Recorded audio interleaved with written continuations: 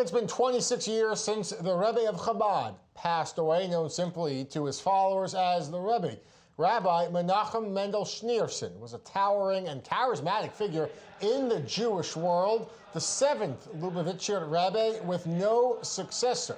His wisdom and his success in spreading the Chabad message far and wide to literally the furthest corners of the earth are still having a major impact on Judaism here in Israel and the diaspora world as well. With me now is a disciple of the Rebbe and a Chabad member, Rabbi Amichai Cohen, joining us from near the shores of the Sea of Galilee. Rabbi, thank you for being with me. I want to just note here for our viewers around the world, in America, in New York, they may not be Jewish, they may not know anything about Chabad, but they have probably seen the pictures and the photos everywhere. Tell us why the photo is everywhere of the Rebbe, why he's plastered all over America and around the world, and what he means to you personally. Yeah, hey Jeff and everyone, great to be on. Very powerful day. And someone actually asked me that question, a guest of ours that came on to our house, and she was asking why wherever I go to many Jewish homes, but Chabad homes, I see that picture of the Rebbe, and you see that picture in so many places, and why is that? And I mentioned to her that the view of the Rebbe is essentially that all of us are leaders, that all of us have that innate power of really tapping into our higher self, our greater potential. And when we look at a tzaddik, when we look at a holy person, we're essentially looking at ourselves. That's why quite often when we look at babies, we feel like drawn, we feel it elicits something. And so a tzaddik is pure, and it has that level of eliciting that innate, perhaps dormant parts of ourselves to really bring that out to the forefront. The Rebbe's message and his teachings, why do you think they were so successful, not only during his lifetime, but today as we mark the Hebrew anniversary of his death? They are spread across the world, literally in the furthest corners of the world. Why is that? Yeah, so I personally never met the Rebbe, and many other of even my age bracket did not, and certainly younger generation. Many people around the world, like the million or so people that attend Seder, Passover Seder, all over the world in Chabad houses, have never met the Rebbe.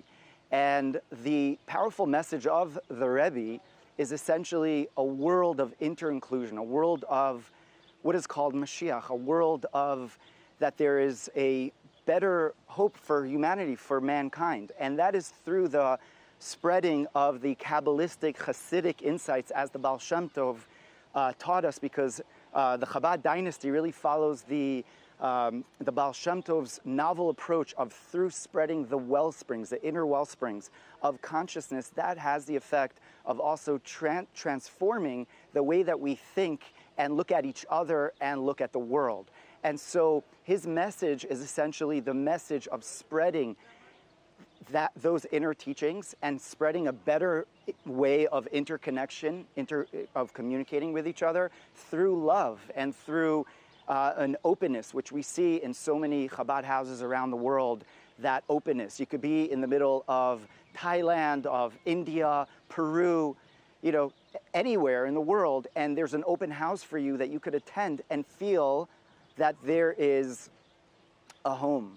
And that's the incredibly powerful picture. Rabbi, for you personally, I know that you work and you teach in Tzfat, which is this mystical, spiritual city high in the mountains, overlooking the Kinneret, the Sea of Galilee. What's the connection to Tzfat, and why have you chosen there to make it your workplace? Yeah. So actually, the first place that the Rebbe, the Lubavitcher Rebbe, sent his emissaries to the land of Israel was in Tzfat, because he really saw that Tzfat is the city of the inner Torah, the inner dynamic. That's, of course, where the Arizal lived, and in the 1500s, they spread that immense revolutionary way that transformed the Jewish world forever. And so the place of Tzfat is extremely significant, and that's where the Rebbe saw a lot of symbiotic relationship and and common ground with the whole movement of Chabad and the spreading of Chassidut, of the wellsprings of the Baal Shem Tov in general. And Rabbi, I just want to ask, to note here on this, the anniversary here of the passing in the Lubavitch stream, Rabbi Schneerson was the 7th Lubavitcher Rabbi. There is no successor. And as you mentioned, you're a disciple, a proud disciple, but people of your generation and future generations, they never had a chance to listen to the Rebbe personally or meet him. Will there be a successor at some point? Should there be, or is this an important step that this is the end of the line? Right. Well, I don't think that there's really going to be a successor, and that was after the Rebbe passed, there was talk from other sectors talking who's going to take over, etc. But the fact was that Chabad actually doubled and tripled its impact on the world after the Rebbe passed on in 1994.